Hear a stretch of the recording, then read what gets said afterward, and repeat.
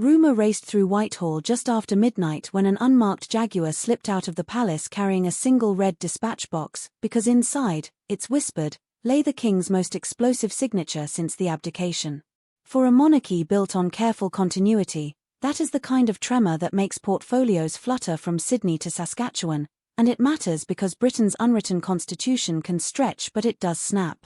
Charles knows the difference, so if he really drafted an instrument of contingency naming his sister as acting crown deputy while stripping Camilla of her consort styling, he is wagering 8 centuries of stable succession on one audacious move.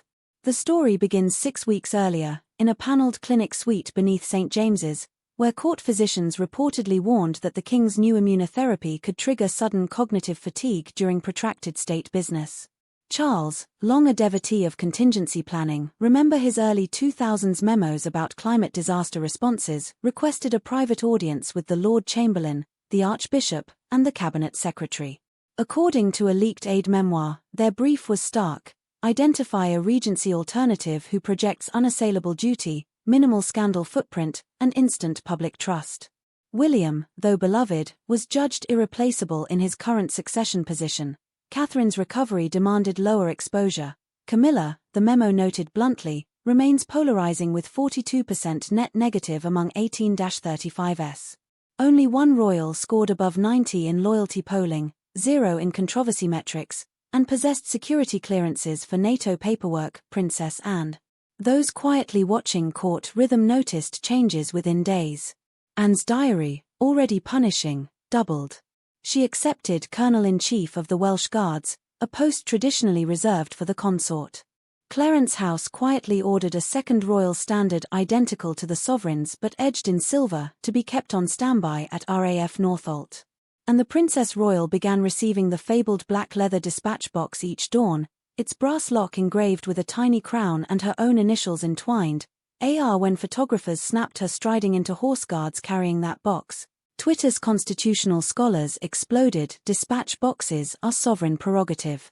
Data points multiplied.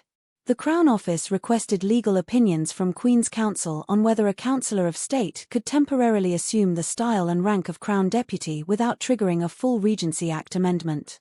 The Royal Mint paused engravings of Camilla's profile for a commemorative £5 coin, substituting a neutral Britannia until clarity of effigy is regained.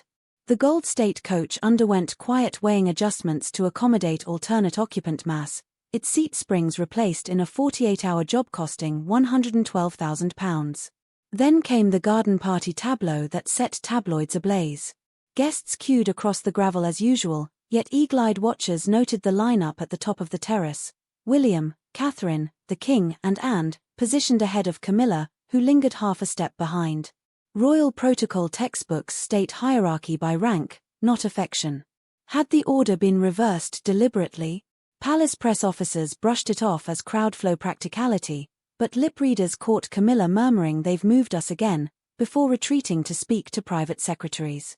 Why does any of it matter for ordinary citizens contending with mortgages and energy bills? Because the monarchy's ceremonial glide hides real executive mechanics. The sovereign appoints prime ministers, authorizes military strikes, and ratifies treaties.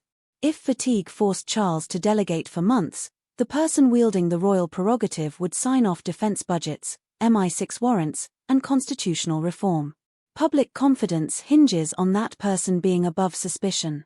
Polling by Ipsos in May shows and trusted by 68% across partisan lines, higher than any other Windsor except, tellingly, the late Queen. For markets craving stability, her ascension even temporarily could keep UK borrowing costs chilled. For Commonwealth realms wary of Camilla's resonance, it might slow Republican momentum.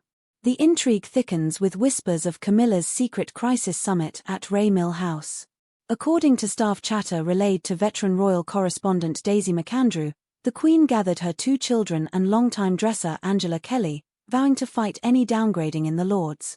Lawyers examined the Regency Acts of 1937 and 1953, discovering that removal of a style might require Parliament's assent only if it alters the line of succession.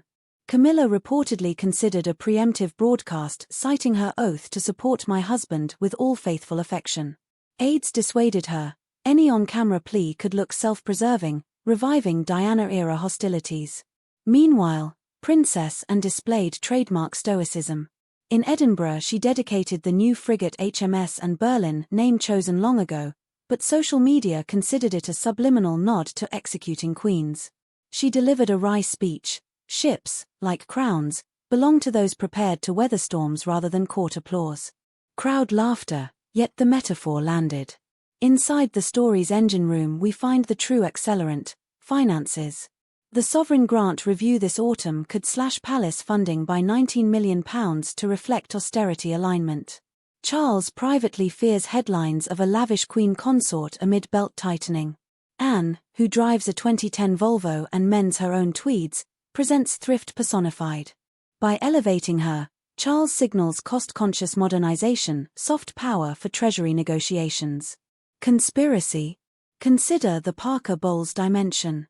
Tom Parker Bowles's restaurant review column vanished abruptly from a glossy magazine after a leaked tax haven dossier suggested a food promotion company he advised used favorable letters penned by Her Royal Highness the Queen Consort.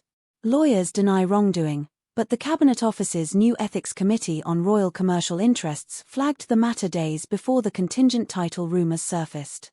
Stripping Camilla's queenly brand could firewall the crown from any inquiry shockwaves. Data swirl continues. 74% approval rating for and in YouGov's May survey. 280 royal engagements completed by her in the first 5 months of the year, eclipsing all other Windsors combined. 18% prospective cut to sovereign grant if public spending watchdogs draft passes. 42% net negative Camilla sentiment among Gen Z respondents, per opinion polling. £2.6 billion estimated annual tourist revenue attributed to monarchy symbolism. Analysts predict a 3-point bounce if Anne's no-frills authenticity leads the brand. The palace denies a coup, issuing a single-line statement: Her Majesty the Queen remains His Majesty's loyal consort. Yet note, they referred to Camilla by role, not rank. No queen consort versus queen gymnastics, merely the queen. Lawyers parse that omission like Kremlinologists. Camilla's allies aim to reframe the debate. They've briefed that she persuaded Charles to resume chemotherapy after he threatened to pause for summer engagements, painting her as guardian, not schemer.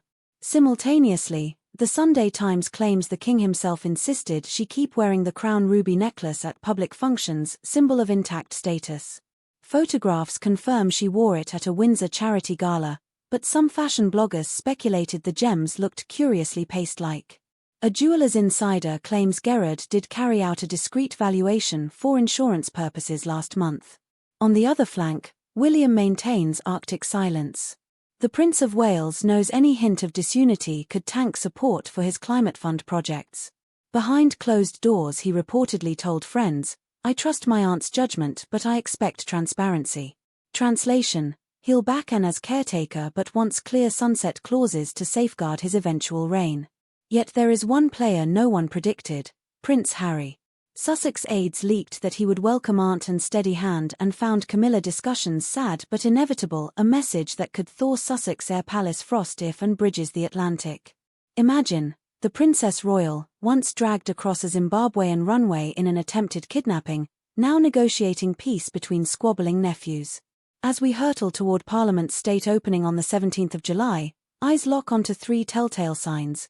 Will the court circular list and as councillor giving the speech by command, will the household cavalry rehearse troop royal substitute, and will tradespeople installing viewing stand stamp crates with the cipher AR beside the traditional CR? We will measure every plume and trumpet note so you don't have to. If you crave more behind velvet rope decoding, tap that like, it helps clever algorithms notice us, drift your finger to subscribe, and ding the bell, because next time we may reveal whether palace proofreaders are secretly updating the coronation liturgy to swap Camilla our queen for and our guardian. History, it seems, is being drafted on midnight parchment, and the ink, quite literally, has not yet dried.